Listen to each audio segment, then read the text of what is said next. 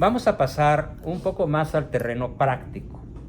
Es el último ámbito que mencioné. Mencioné habilidades, conocimientos, talentos, valores, y ahora vamos a virtudes. Les recomiendo, por favor, todavía veo muchos ahí, folletos sobre virtudes. Ojalá cada quien se llevara el suyo por $5, ¿sí? El folleto de virtudes. Porque es el resumen en 40 y tantas diapositivas del libro que se llama Solo la persona virtuosa es feliz. Solo la persona virtuosa es feliz. Dijimos que la diferencia entre la moral y la ética es que la ética es universal, tiene un referente absoluto, y la ética, ¿quién inventó la ética? ¿Quién diseñó la ética? Intencionalmente, inteligentemente, generosísimamente, sapientísimamente. ¿Quién inventó la ética? Dios. Dios. Porque Dios es el creador de nuestra naturaleza. Y la ética es actuar conforme a nuestra naturaleza. Vamos a imaginar por un momento que una llanta de automóvil adquiere conciencia. Y es una llanta ética. ¿Cuál sería su máxima aspiración? Pues rodar, y rodar bien. ¿Sí? Rodar y rodar y rodar, hasta que se desgaste. Y si fuera una llanta de gran premio, pues correr en los autos de los Rodríguez, ¿no? Los campeones aquellos mexicanos de gran premio. Es decir, la máxima realización de un ser humano es actuar conforme a su naturaleza, porque la naturaleza humana es diseño divino, y eso lo acaba de descubrir la ciencia. Lean por favor el libro de Sir Francis Collins, El lenguaje oculto de Dios. Él era un científico ateo de primer nivel, y le encargan la clasificación del genoma humano, y su conclusión, después de muchos años de estudio, más de 20 años de estudio, es contundente. Esto es un diseño inteligente. El genoma humano es un diseño inteligente e intencional. No es al azar. Y cuando Richard Hopkins le ataca y le dice, no, es un diseño inteligente pero nacido del azar. Es por azar, por casualidad. Entonces Collins le contesta matemáticamente, si fuera por azar, el tiempo para producir una sola protoenzima de la cual se produzca una sola bacteria, el tiempo para crear una sola protoenzima no alcanza. No alcanza. Desde hace 14,000 millones de años que viene el Big Bang hasta la fecha, por azar no se crea ni una bacteria. Ya hay vida consciente, hay ser humano, entonces el ser humano tiene una causa eficiente. Una causa inteligente, eficiente. Pero eso será tema de los próximos 3 días. Por ahora, entonces, ¿de qué nos toca hablar?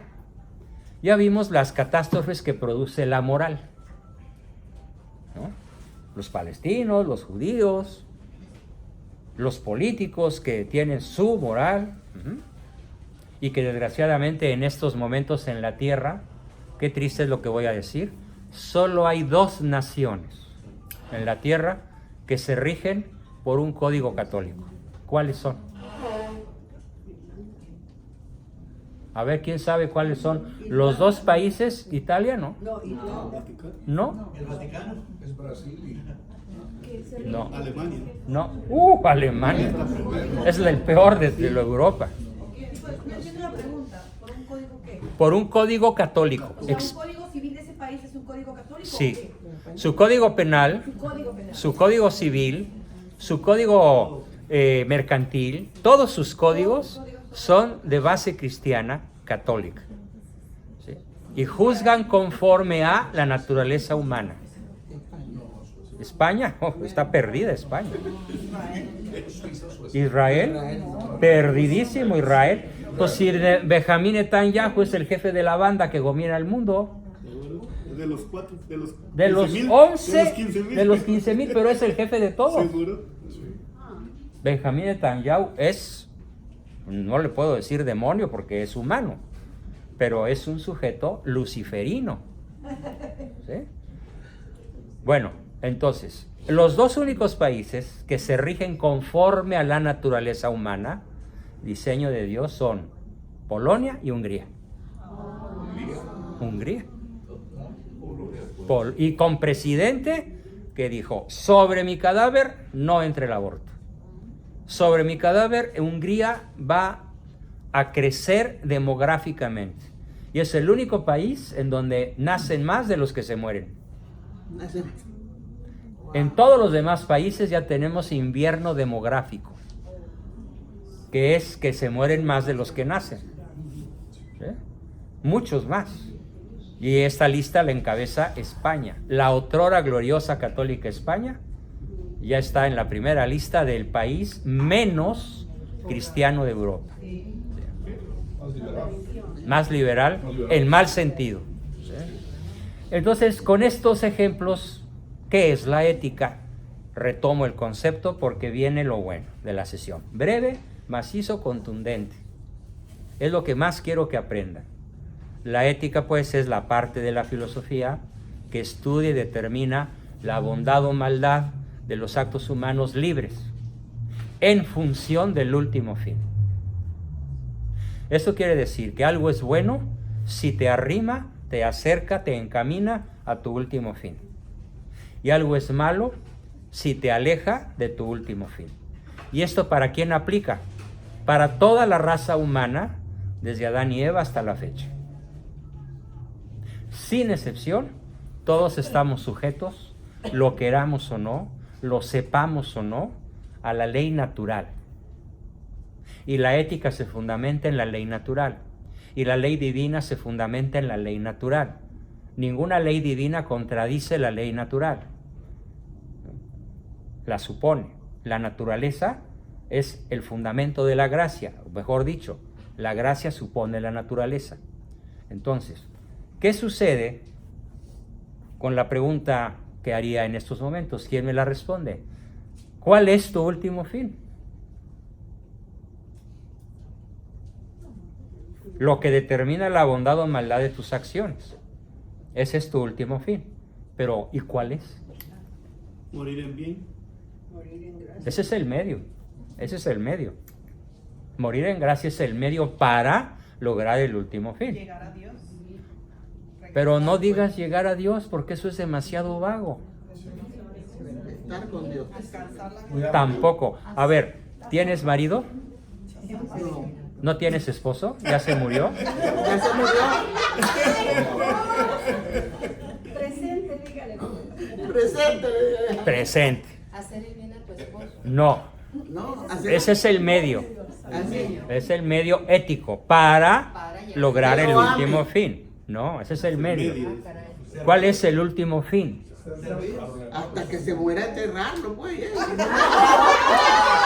Pues si el último fin es enterrarlo, pues ya vámonos. No, porque no se ¿Para qué tantos brincos están en el suelo tan parejo? No, ese, Vuelvan para atrás la pregunta. ¿Qué hago? ¿Qué hago? ese no es el último fin. Quererlo, respetarlo. Ese es el medio. Llegué al cielo, pues. Y Bueno, llevarlo a acercarse a dicho Dios. en un lenguaje popular, te lo acepto. Que llegue al cielo y anótate 50 puntos. ¿Pero qué es el cielo? Ni se me cuesta. A ver, vamos a hablar desde un punto de vista filosófico y teológico. El cielo es el último fin de la especie humana. El último fin de la expresión. El cielo es el último fin de la especie humana. Pero, ¿qué significa cielo? ¿Será que viviremos siempre en el amor para vivir en el cielo? Que es a lo que estamos... Ese es el medio, vivir siempre en el amor para alcanzar el cielo. Pero estoy preguntando que ¿qué se trata el cielo? Vivir eternamente en presencia de ¿De qué Dios. se trata? Vivir eternamente en presencia de No Dios. me gusta, no me convence. Ay, ay, ay. Es más profundo, Pues el cielo es más contundente. Fíjense por favor todos, porque ¿Qué es el tal vez nunca se los han dicho así. No. 1. Conocer a Dios como Dios se conoce. ¿Lo habían oído? No. El cielo es conocer a Dios como Dios se conoce. Ser uno con el Padre. Sí, pero vamos a usar un lenguaje convincente, un lenguaje práctico.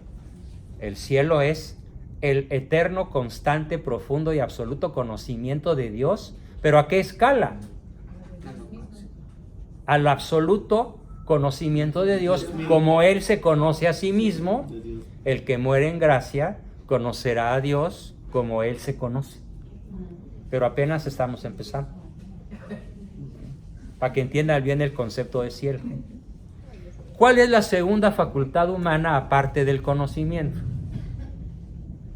La voluntad. Muy bien, bravo. Otro, no, el Señor. Se me regaló el libro. Muy bien.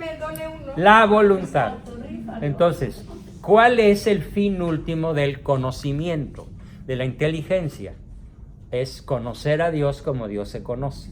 ¿Y cuál es el fin último de la voluntad? A ver. El fin último de la voluntad, aquí en la tierra, es poseer el bien. ¿O te conformas con estar con Él? No. ¿O lo quieres tuyo? Es mío. Es tuyo, claro. Que no se lo vaya a dar. Además, en el verdadero matrimonio, fíjate, en la amistad, tú me das lo que tienes, tu hospitalidad. Pero en el amor conyugal, tú le das a él lo que eres. Sí. Y él te da a ti lo que es, no lo que tiene. No. Eso es secundario, Sí. para pagar los biles. Sí. Sí, es cierto. Lo primario es la entrega del ser. Entonces, tú lo tienes como posesión tuya, amén, es tuyo. Y viceversa, tú eres de él. Esa es la esencia del matrimonio humano cuando es sacramental. Ahora bien, si esto es en el amor humano, ¿en qué consiste el cielo respecto de la voluntad? Pero fácil, poseer a Dios como Dios se posee.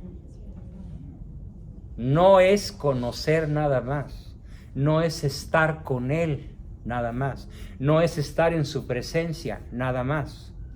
Es la posesión, es Emmanuel, es Dios conmigo, es Dios con nosotros, que es el significado de Emmanuel. Dios con nosotros. ¿Sí?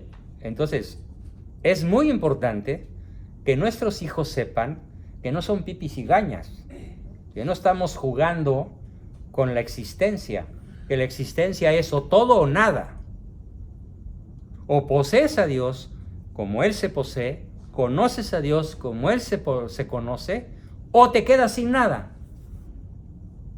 En el lado contrario está lo que llamamos popularmente infierno. Y es, conoces a Dios, pero está ausente. No lo posees. Conoces que Dios existe, ya sin ninguna duda, y yo que te negué, ya estás. Híjole. ¿Y por qué te negué? Porque preferí el poder, la fama, los honores, la riqueza, los placeres. Lo preferí a ti, Señor, porque no tuve un comportamiento ético basado en referentes absolutos. Tuve un comportamiento moral basado en referentes relativos a mi grupo, a mi secta, a mi familia, a mi región geográfica, a mi país. Pero no tuve un referente absoluto basado en tu esencia y en tu revelación. Esta ausencia de Dios es para siempre y es una tortura tanto física como espiritual, permanente, en la cual solo hay remordimiento, pero ya no puede haber arrepentimiento. Mejor arrepintámonos desde hoy, con verdadero dolor de contrición de no haber elegido como eje central de nuestra vida el referente absoluto al que llamamos Dios. ¿Y en qué consiste elegir a Dios como referente absoluto para que nuestra vida gire en torno a Dios? Bueno, pues comenzaríamos por decir que la ética se basa en la vivencia de las virtudes cardinales. Por ahí empieza. Claro, después tenemos las virtudes superiores, teologales. La fe, la esperanza y la caridad. Pero ¿por dónde empieza la persona virtuosa a acercarse a su último fin? Por la práctica de las 4 virtudes cardinales. ¿Y alguien sabe qué significa cardinal? ¿De dónde viene la palabra cardinal? ¿No? De los lugares. No tiene nada que ver cardinal con carnal. Cardinal viene de cardine, que en latín significa gozne, algo así como en qué la giras. ¿Dónde andas? ¿Dónde andas? Girando. Giras en torno al poder, infierno. Giras en torno a la fama, igual, caso mocho.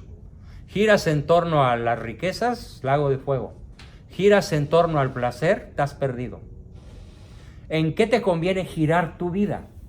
En las virtudes gozne, ¿sí?, cardinales, que te van a llevar al conocimiento de Dios como Él se conoce, a la posesión de Dios como Él se posee.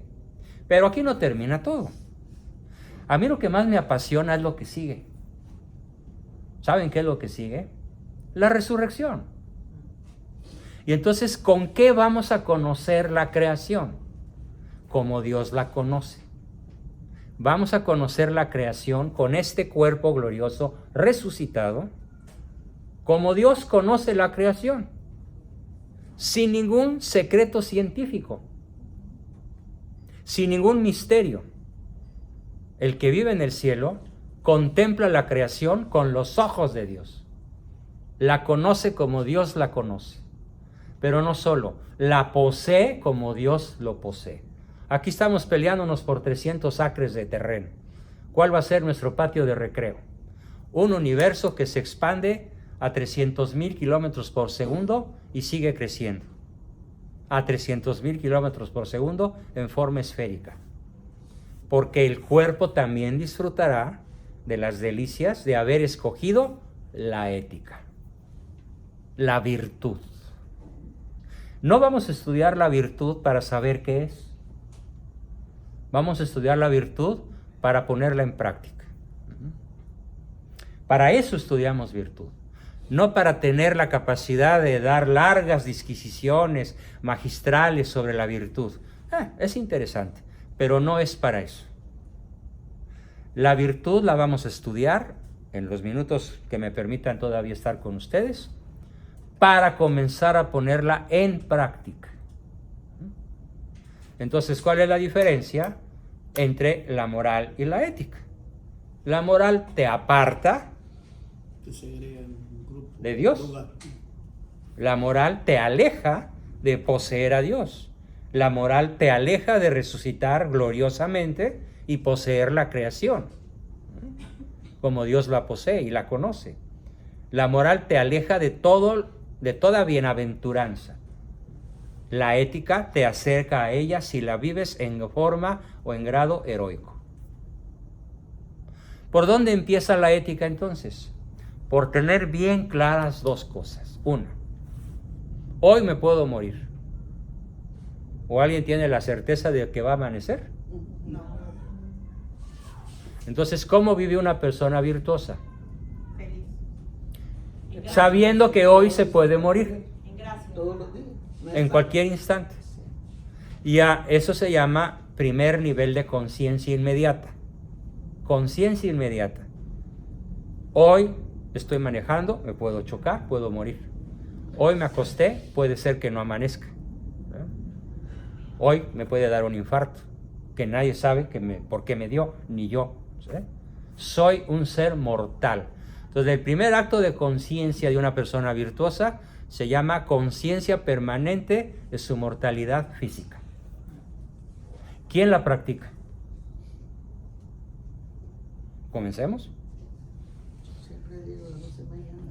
Comencemos a practicar la conciencia permanente de nuestra mortalidad física. ¿Por qué nuestros jóvenes, adolescentes y niños son tan irresponsables? Porque ellos dicen... Ellos no creen que se muera el viejo. y los viejos son los que se mueren. Los que van primero.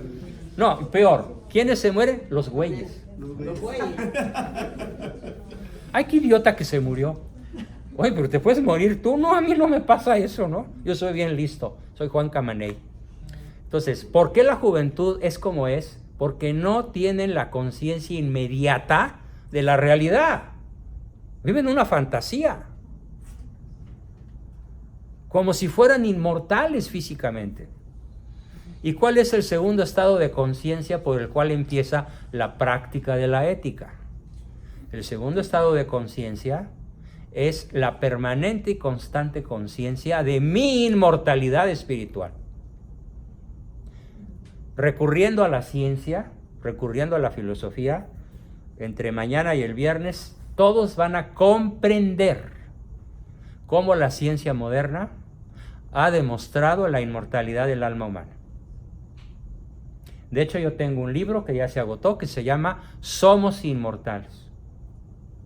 Y sin recurrir a ningún planteamiento religioso ni a ninguna promesa bíblica, la ciencia moderna actual, que empieza en Francia en 1975 con un genio de nombre Jean-Claude Tremontant, hoy los científicos serios conocen la existencia del alma. No creen en el alma, la conocen. No falten y se los explico. Es apasionante, ¿eh? Yo conozco la existencia del alma. No solamente lo creo, lo sé. Y quiero compartir con todos cómo podemos llegar a tener un conocimiento científico cierto, verídico, incontrastable, absolutamente cierto de la inmortalidad del yo humano. No es morirse, aniquilarse. Nadie se aniquila al morir. El condenado no se aniquila. Además, nadie es condenado. Cada quien escoge su eternidad. ¿Sí? Porque el que te creó sin ti no te salvará sin ti. Entonces, vamos a practicar a partir de estos momentos los 2 grados de conciencia que nos pueden permitir vivir en gracia permanentemente. ¿Para conquistar qué? La visión beatífica, la posesión de Dios y la posesión y el conocimiento de la creación entera. Para eso vale la pena el ejercicio de la virtud. Qué terriblemente lejos están nuestros niños, jóvenes y adolescentes de conocer todo esto. No se los hemos sabido transmitir. Yo creo que hay una mala educación. Viene Pésima. una mala educación Pésima de ancestros educación. tras ancestros, de generación en generación, Sí. donde no se enseña. Y más bien de generación en degeneración. Pero no digo poner los 4 cardinales. Fe, esperanza, ¿Sí? caridad. No son las 4 cardinales. Esas son las 3 teologales. Las teologales. Las 4 cardinales están ahí en sus apuntes. Ajá. Ojalá todos tengan su hojita para Voy a que comprar. las estudien. ¿Sí? Son, primero, la prudencia. ¿Cuál es la segunda? Salud. A ver, recuerden su catecismo del padre Ripalda de cuando hicieron su primera comunión. De la era antediluviana.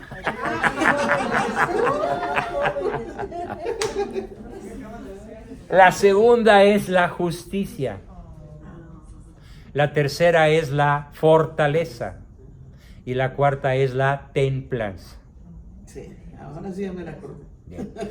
Prudencia, Prudencia, justicia, fortaleza, templanza. templanza. 50 puntos al que me defina en 5 segundos, bueno, 10. Prudencia.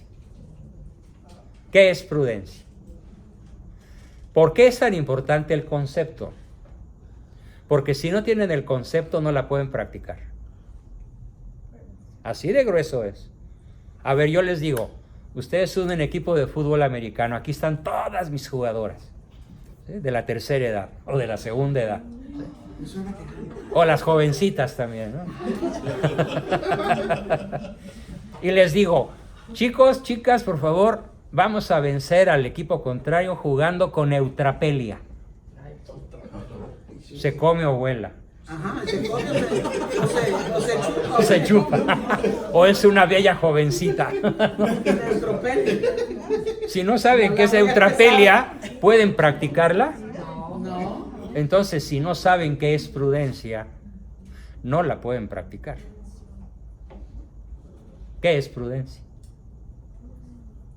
No actuar con Subo la oferta a 100 puntos. no actuar con rapidez. No, eso es cautela. La prevención o providencia es una de las 8 virtudes auxiliares de la prudencia, pero no define prudencia. ¿A dónde nos va a ir a estudiar el doctor? A eso vine. Se los dije, quiero crear un alto sentimiento del alto vacío. Híjole.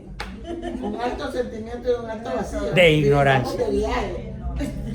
Porque si no lo creo, no habrá ese vacío que chupa, No puede practicar. que jala, Sí. que entusiasma, que enardece la voluntad para buscar la verdad y practicarla, que es la virtud. Entonces, la prudencia, que nadie supo definir, Qué interesante. El padre no interviene. el padre no interviene. Porque no sabe. Porque él lo sabe. No, sí Ya sabe. lo quiere decir, ya lo quiere decir. No, sí sabe. Por eso. La prudencia es la virtud que procura los medios, obtener los medios, colocar los medios necesarios para obtener el fin propuesto. Esa es la prudencia. Explícame la mejor, más claro. Sí. A ver, ¿qué quieres? ¿Cómo te ves? Dime, ya me vi en 5 años. Ay, madre mía.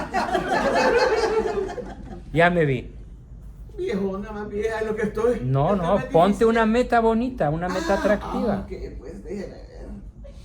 Seguir con mis uñitas, mis pelitos. 5 años. 5 años más. 5 años más. Híjole. Yo sin bastón. Yo sin Yo bastón. sin bastón y Ya. caminando. Muy bien, recto, muy bien. así como se lo- Esa es la meta. Ahora vamos a definir prudencia aplicada a esa meta. Ay, tengo que ir a caminar para ponerme flaquita, creo yo. Entonces eres imprudente. ¿Ves? Ahí está. Tiene que usar los medios. para Tienes poder que llegar. aplicar los medios necesarios para lograr el fin propuesto. Ujú. Una buena definición. ¿Sí? A ver, yo voy a regresar a Los Ángeles, Dios mediante, el día 20 y voy a estar hasta el 27. Y me dice mi asesor de viajes, oye Juan, apúrate a comprar el boleto porque quedan 2 a tal precio. Entro a la computadora y quedaba 1.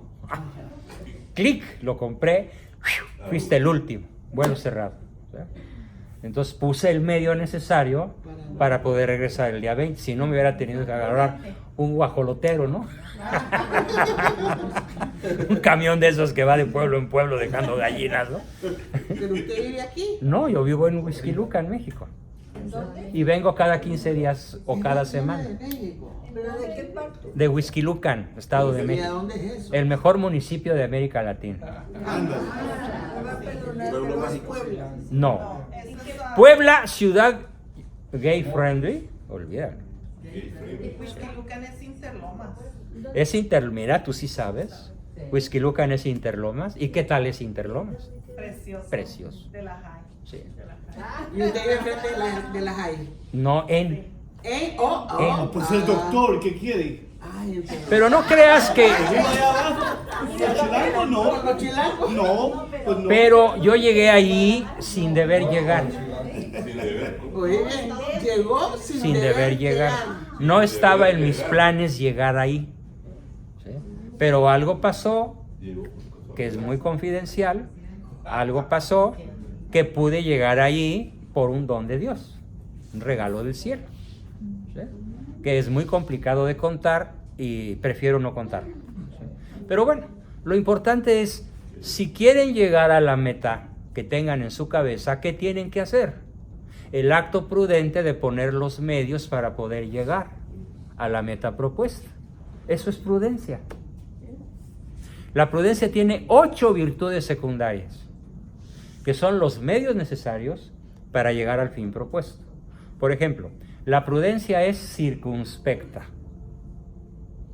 Analiza todas las posibilidades como lo hace un camaleón. ¿Es sin qué? Circunspecta. Caminando toda circunspecta, pero ahí. La prudencia es cautelosa. Sí, La prudencia es... silenciosa, no habla. No. La prudencia, bueno, pues es discreción. Discreción. La prudencia es solercia. ¿Qué quiere decir solercia? ¿Han visto el programa de MacGyver? Sí. De MacGyver en la tele. El que abre una puerta con una navajita, Con una servilleta. con una servilleta. ¿Sí? La prudencia sabe resolver problemas inesperados con rapidez. Improvisante. Improvisar. La prudencia sabe improvisar. Es creativa. Se llama sagacidad.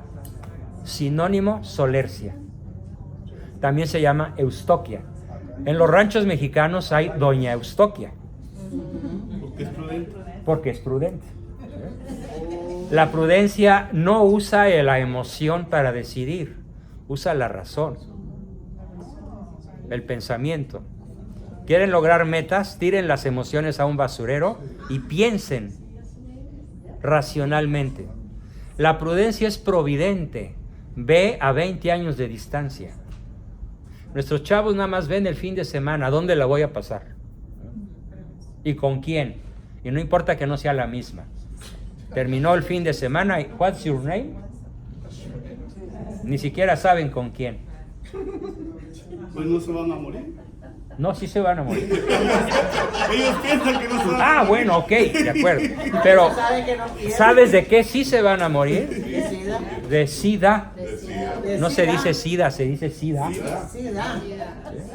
Decida. Entonces, la prudencia es providente, circunspecta, razonable, cautelosa. Circunspecta. La prudencia es memoria del pasado. Por eso escribo historia, para que mis contemporáneos, mexicanos o no, conozcan por qué estamos como estamos y cómo llegamos a donde estamos. Si no sabemos historia, no podemos evitar o corregir los errores del pasado.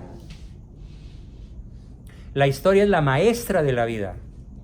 No saber historia es estar vacío de la mente. ¿Sí? Inteligencia del presente, aquí y ahora. La persona prudente está atenta a lo que hace. No tiene pensamiento dividido, múltiplo, disperso o trastorno de la atención, como ahora se diagnostica a millones de chamaquitos. ¿Sí? ¿Por qué? Porque nadie los entrenó en poner atención en letras chiquitas que puedan leer. Un conocimiento científico es que hoy tenemos en el mundo un síndrome psiquiátrico muy grave que se llama el síndrome de las pantallas.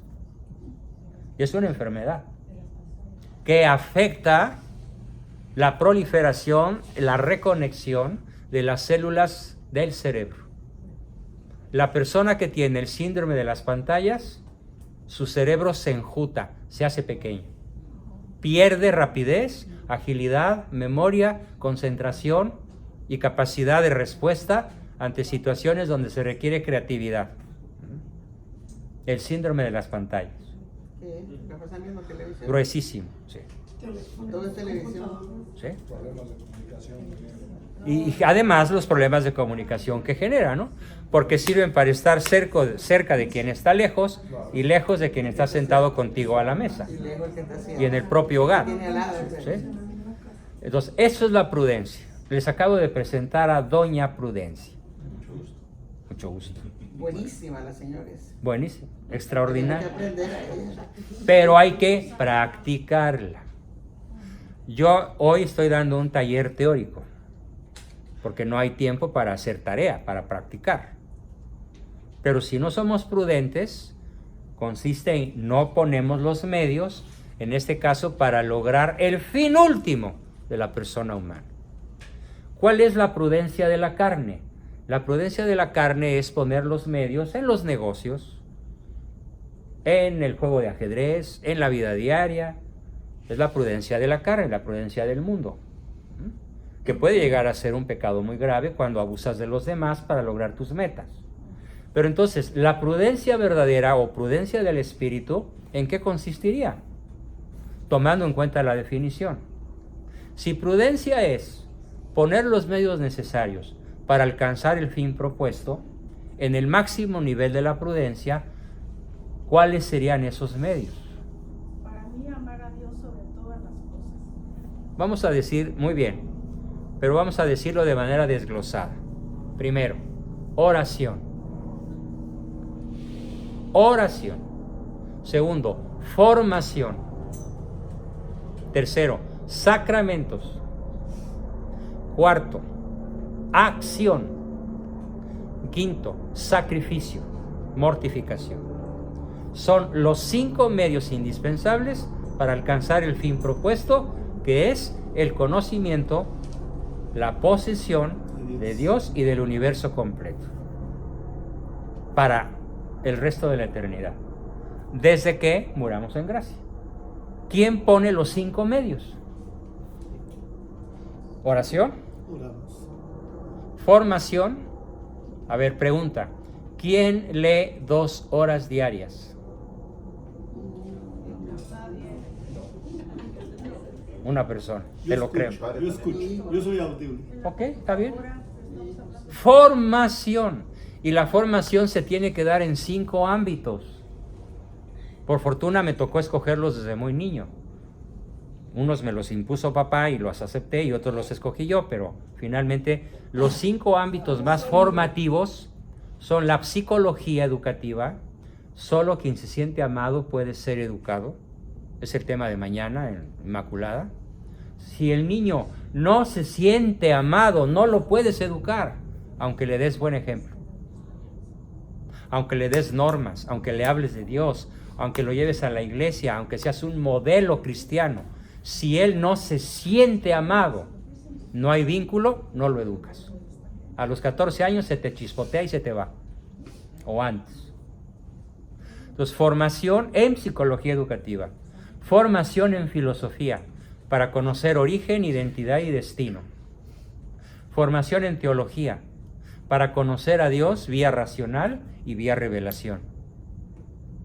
Porque la inteligencia sola no alcanza a conocer todo lo que se puede conocer de Dios.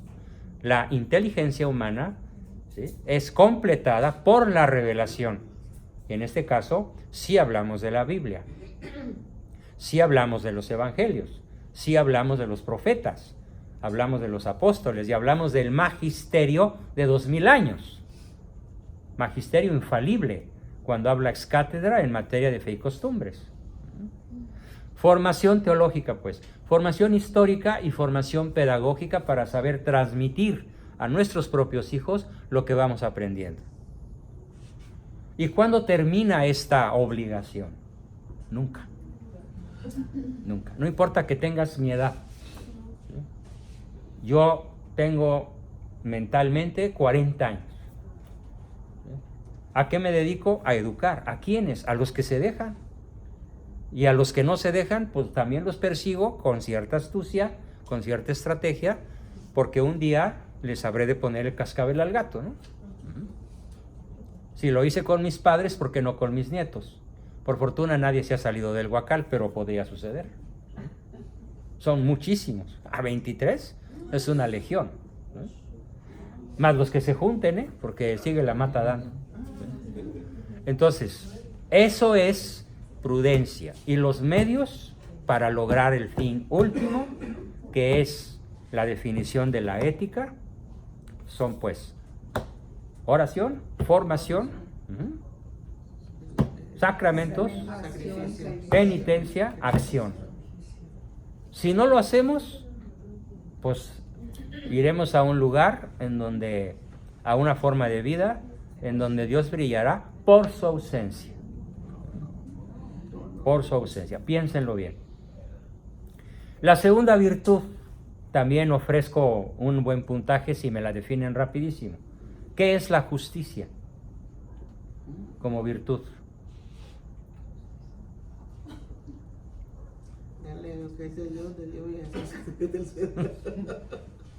Bueno, la justicia es la virtud que consiste en tener la voluntad perpetua, fíjense, voluntad permanente, voluntad perpetua, de reconocer y darle a cada quien lo que le corresponde, haciendo el mayor bien posible.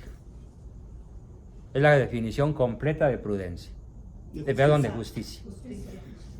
La voluntad perpetua de reconocer y darle a cada quien lo que le corresponde, haciendo el mayor bien posible. Y algunos autores añaden otro concepto, y apartándose vigorosamente siempre del mal. No nada más es no hacer el mal, es apartarse del mal con todo vigor. No. Esto no en mi vida, esto no lo tolero, esto no lo... ¿Y hoy cómo somos? Permisivos, ¿sí? Tolerantes. No. Déjenme decirles una cosa, la ética es intolerante con el error, no con la persona, con el error. ¿Por qué? Porque el mal no tiene derechos, el demonio no tiene derechos. Las personas malignas pierden sus derechos, aunque no haya un juez que lo dictamine. Optar por el mal es quedarse sin derechos. Entonces la persona justa vigorosamente se aparta del mal, lo rechaza. Y puede ser que alguno de mis hijos, es el caso de muchísimos, de los aquí presentes, que veamos a un hijo errar. No te apartes de él, pero aclárale con absoluta precisión que estás en absoluto desacuerdo con el mal que hace. ¿Sí? Nada de que, ay, qué bonito que tengo ahora un gay en mi familia. Mañana va a cambiar.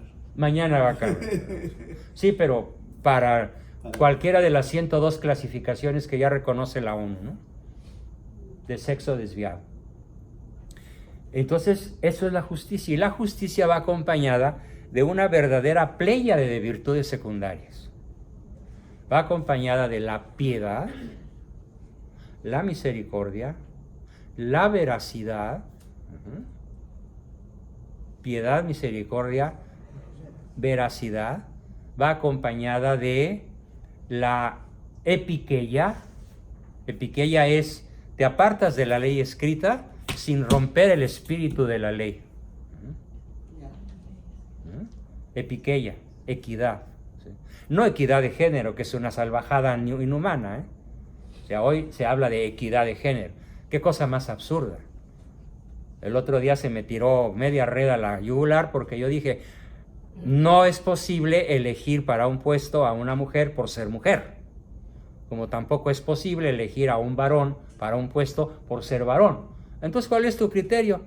Habilidades, conocimientos, talentos, virtudes y valores. Y si para ese puesto solo hay 100 hombres, pues los 100 hombres. Y si para ese puesto solo hay 100 mujeres, pues las 100 mujeres. ¿Sí? Porque cada uno, zapatero a tus zapatos, y el hombre adecuado para el puesto adecuado. Entonces, la justicia también va acompañada de justicia social, de justicia vindicativa, el que la hace la paga, de misericordia. No se puede hacer justicia, dicen los grandes juristas como Santo Tomás, summum iuris, summum injuris. El sumo de la justicia puede ser el sumo de la injusticia. Por esa razón es tan importante la jurisprudencia, que es otra virtud de la justicia. ¿Sí? Las cosas no juzgadas, que no hay antecedentes. ¿Qué necesitas? Pues ¿cómo le hago? ¿Qué se hizo? No hay la ley que lo juzgue. Y hoy tenemos un problema gravísimo respecto de la justicia. Casi todas las legislaciones constitucionales de los países de la tierra, excepto Polonia y Hungría, contradicen la ley natural. No tienen base, no tienen sustento en el derecho natural. ¿Cuál es la peor desgracia de México desde el punto de vista de la ética? O sea, a lo mejor se escandalizan o a lo mejor me aplauden, no lo sé. Pero lo voy a decir porque es verdad.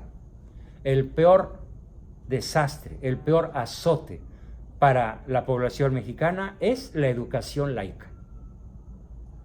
Que no es laica, es atea. Es materialista. Es anti-Dios. Es anticristo. Mi padre escribió un libro formidable que ya voy a editar, que se llama La Constitución de 1917, destructora de la nación. México fue destruido con sus leyes. A ver, ¿de dónde salieron los 2 millones de narcos que hay en México? 2 millones de personas dedicadas al narcotráfico. ¿De dónde salieron? Pues de la escuela laica.